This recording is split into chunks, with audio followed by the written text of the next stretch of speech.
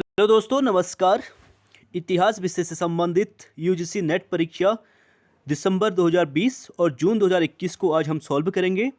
तो चलिए स्टार्ट करते हैं। उससे पहले प्लीज़ आप लोग वीडियो को लाइक कीजिए, शेयर कीजिए, सब्सक्राइब कीजिए। तो आज का पहला क्वेश्चन है हमारा, सूची 1 को सूची 2 से मिलाने के लिए पूछा गया है। तो इम्पोर्टेंट क्वेश्चन है, आप इसे देख सकते हैं। पहला है स्मारक, मोनूमेंट्स और कैलीग्राफर यानी सुलेखकार से संबंधित है। तो इसे मिलान मैच करने की बात करा तो देख लेते हैं। पहला हो जाएगा बुलंद दरवाज़ा। जो बुलंद दरवाज़ा है फतेहपुर सीकरी में, तो किसके द्वारा बनाया गया था? इसका राइट आंसर हो जाएगा आपका तीसरा, यानी अहमद अली चिश्ती के द्वारा। अहमद अली चिश्ती इसके सुलेखकार हो जाएंगे। अगला है हमारा अदगा खान का मकबरा। अदगा खान का मकबरा जो दिल्ली में स्थित है, उसका राइट आंसर हो जाएगा आपका पहला, बाकी मोहम्मद। और अगला है शाह बेगम का मकबरा जो इलाहाबाद में स्थित है, उसका राइट आंसर हो जाएगा आपका फोर्थ, यानी मीर अब्दुल्ला मुस्किन कलम। और डी का है एतमाद उद्दौला का मकबरा जो आगरा में स्थित है, इसका राइट आंसर आपका हो जाएगा दूसरा, यानी अब्द अल नबी अल कुरैशी। आप इसे देख सकते हैं, इसका ए राइट आंसर हो जाएगा।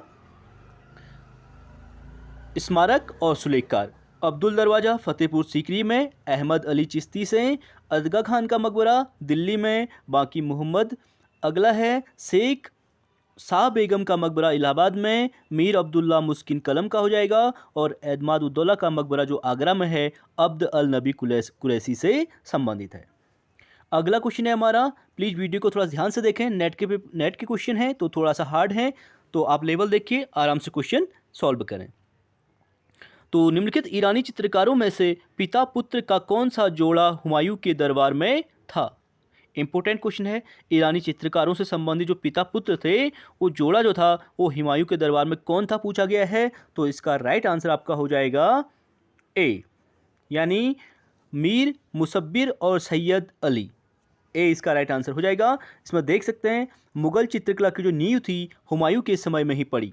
शेरशाह से पराजित होने के पश्चात जब हुमायूं जो है ईरान में निवास कर रहा था, तब वह कुछ चित्रकारों से परिचित हुआ था। उनके कामों से प्रभावित होकर उनमें से दो को उसकी सेवा में आमंत्रित किया। ये कलाकार थे अब्दुल समद और मीर मुसब्बिर। हालांकि किसी कारण से मीर मुसब्बिर हुमायूं के दरबार में उपस्थित नहीं हो सका। उसकी जगह पर मुगल सेवा में उसका बेटा मीर सैयद अली उपस्थित हुआ था, जिसे हुमायूं ने नादिर उल उस्र की उपाधि प्रदान की तथा अब्दुल समद को श्री कलम की उपाधि प्रदान की थी। अगला हमारा तीसरा क्वेश्चन है आपका, जहांगीर के शासनकाल में कुछ चित्रकारों ने मुगल चित्रकारी के क्षेत्र में विशेष शैलियों में निपुणता हासिल कर ली थी। इस संबंध में निम्नलिखित में से कौन सा कथन सही है?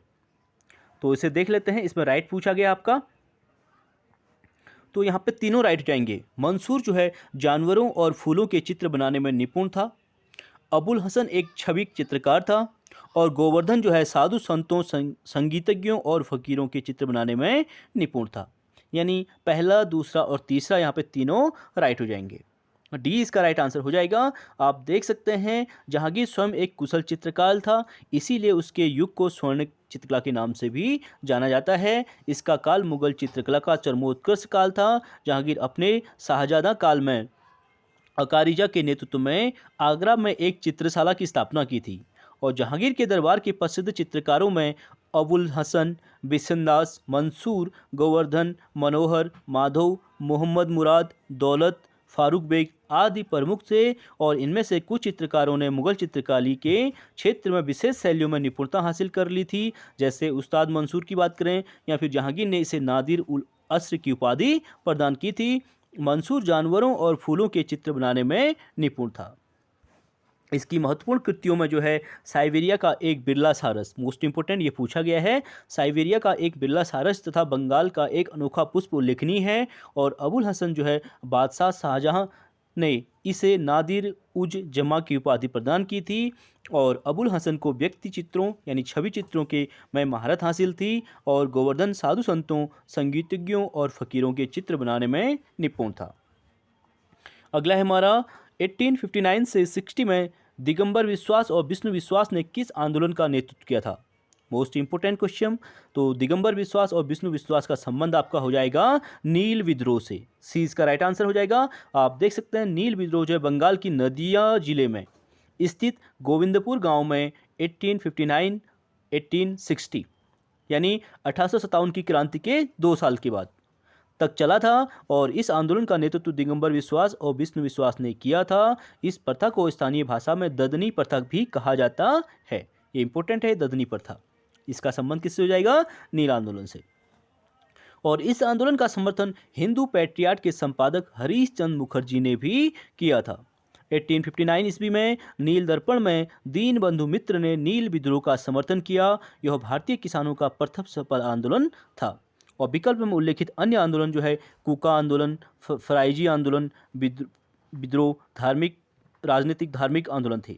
वहीं पर मुंडा विद्रोह जो है जनजातीय विद्रोह था और कूका विद्रोह का नेतृत्व जो है भगत जवाहर मल कर रहे थे। और फराइजी जो विद्रोह का नेतृत्व हाजी शरीयत उल एवं उसके पुत्र जो है दादू मियाँ मुंडा विद्रोह का नेतृत्व बिरसा मुंडा के द्वारा किया गया था।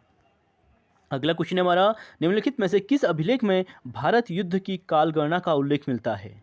तो भारत युद्ध की जो कालगणना का उल्लेख मिलता है पुलकेशिन द्वितीय के ऐहोल अभिलेख में।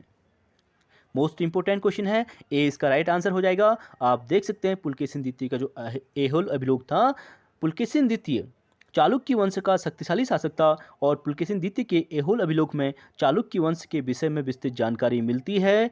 इस अभिलेख के रचयिता जो है रवि कीर्ति हैं। इस अभिलेख में भारत युद्ध यानी महाभारत युद्ध की घटना 3102 से 1 ईसा पूर्व के काल की गणना का उल्लेख किया गया है। उत्तर प्रदेश के मऊ जिले के घोसी तहसील से मधुबन ताम्रपत्र 631 ईस्वी प्राप्त हुआ है। इसमें हर्ष द्वारा श्रावस्ती भुक्ति के सोमकुंडा गांव के सावर्णी गोत्री भट्ट वास्तु स्वामी, ठीक है, भट्ट वात्स्वामी तथा विष्णु वृद्ध गोत्री भट्ट शिवदेव स्वामी को अग्रहार यानी भूमि अनुदान का उल्लेख है। और प्रभावती गुप्ता गुप्त सम्राट चंद्रगुप्त द्वितीय की पुत्री थी। उसका विवाह जो होता वाकाटक नरेश रुद्रसेन द्वितीय के साथ संपन्न हुआ था। प्रभावती गुप्ता का एक महत्वपूर्ण अभिलेख जो है पूना ताम्र अभिलेख है। और हरहा अभिलेख उत्तर प्रदेश के बाराबंकी जिले में प्राप्त हुआ है। यह लेख मौखरी नरेश ईशान वर्मा के पुत्र जो है सूर्य वर्मा द्वारा खुदवाया गया था। इसके अध्ययन से हमें इस वंश के प्रथम 4 राजाओं के शासनकाल की घटनाएं का ज्ञान प्राप्त होता है। अगला है हमारा, निम्नलिखित में से कौन से अधिकारी अपने प्रांत में जल व्यवस्था के लिए जाने जाते हैं?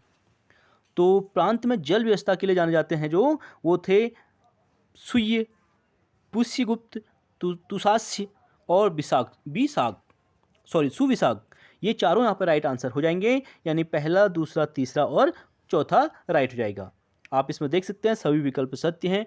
कलहड़ कृत राजतरंगिणी में कश्मीर के इतिहास का उल्लेख मिलता है। और कश्मीर के शासक जो अनंत वर्मन के समय सुय नामक जो अधिकारी ने झेलम नदी पर बांध बनाकर नहरें निकलवाई थी, पुष्यगुप्त चंद्रगुप्त मौर्य का राज्यपाल था, जिसने सौराष्ट्र प्रांत में सुदर्शन झील पर जल व्यवस्था के लिए बांध का निर्माण करवाया था। और तुषास्प जो थे ने इस झील से नहरें निकालकर सिंचाई के लिए जल व्यवस्था का प्रबंधन किया था, जो मौर्य सम्राट अशोक का प्रांतपति था। और सुविशाख जो थे, इन्होंने रुद्रदामन के समय इस बांध का मरम्मत करवाया और उसे 3 गुना मजबूत बनाया एवं जल प्रबंधन की व्यवस्था किया था। अगला क्वेश्चन है हमारा 7th क्वेश्चन की बात करेंगे कि उपनिवेशवाद की आर्थिक आलोचना के संबंध में निम्न में से कौन से कथन सही हैं? तो इसे देख लेते हैं। इसमें पहला और दूसरा बिल्कुल राइट आंसर हो जाएगा। यानी पहला है, वित्रानी प्रशासकों ने रेल मार्गों के तेज निर्माण और भारत के विदेश व्यापार को भारत की समृद्धि के साक्ष्य के रूप में प्रस्तुत किया। और इसका वी है कि राष्ट्रवादियों के लिए घरेलू उद्योग, विदेशी व्यापार और रेलवे पर नकारात्मक प्रभाव जो है भारतीय अर्थव्यवस्था के अल्प विकास को दर्शाता है। यानी पहला और दूसरा इसमें राइट हो जाएगा, तीसरा और चौथा इसमें रॉन्ग है। अब क्यों रॉन्ग है देख लेते हैं। राष्ट्रवादियों ने इस तथ्य पर जोर दिया कि व्यय ब्रिटिश साम्राज्य की आवश्यकताएं पूरी कर रहा था, लेकिन परिणामस्वरूप वह भारतीय लोगों में समृद्धि भी ले आया। भाई समृद्धि नहीं लेके आया, यहाँ पे ले आया, इसलिए रॉन्ग हो जाएगा। और अगला है 1905 तक धन निर्गमन यानी ड्रेन थ्योरी दादा भाई नौरोजी के द्वारा दी गई थी का सिद्धांत इंडियन नेशनल कांग्रेस के कार्यक्रम का हिस्सा नहीं बना था। बिल्कुल रॉन्ग हो जाएगा क्योंकि यह बन चुका था, इसलिए सी और डी इसमें रॉन्ग हो जाएगा। आप इसका एक्सप्लेनेशन देख सकते हैं। उपनिवेशवाद की आर्थिक आलोचना के संदर्भ में वितरानी शासकों ने रेल मार्गों के निर्माण और विदेशी व्यापार को भारत की समृद्धि के रूप में देखा।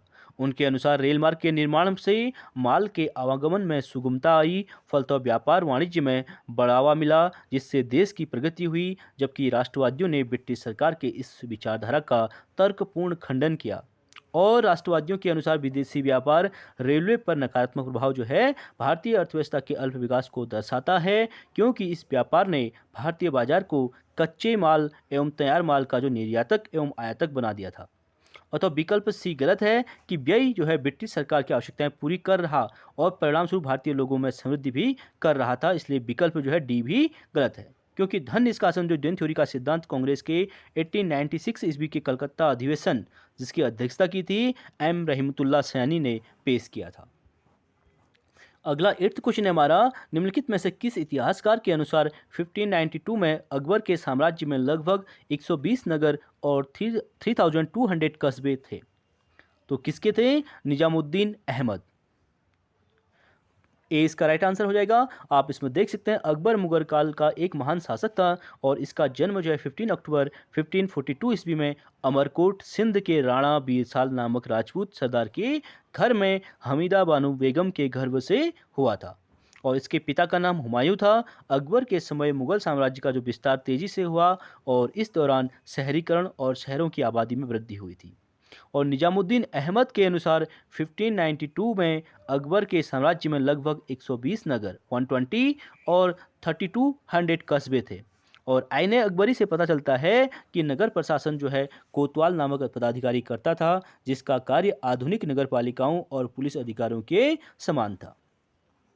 अगला क्वेश्चन हमारा 9th क्वेश्चन की बात करेंगे। निम्नलिखित संधियों का कालक्रमानुसार रखने की बात कर रहा है, तो इसको देख लेते हैं। इसका सी राइट आंसर है। सबसे पहले आपका इलाहाबाद की कड़ा संधि हो जाएगी, ठीक है। इलाहाबाद की कड़ा संधि 16 अगस्त 1765 को। उसके बाद आपकी आएगी श्रीरंगपट्टनम की संधि जो हुई थी 18 मार्च 1792 में। उसके बाद बसई की संधि आई थी 31 दिसंबर 1802 में और अंत में आपकी लाहौर की संधि 9 मार्च 1846 में।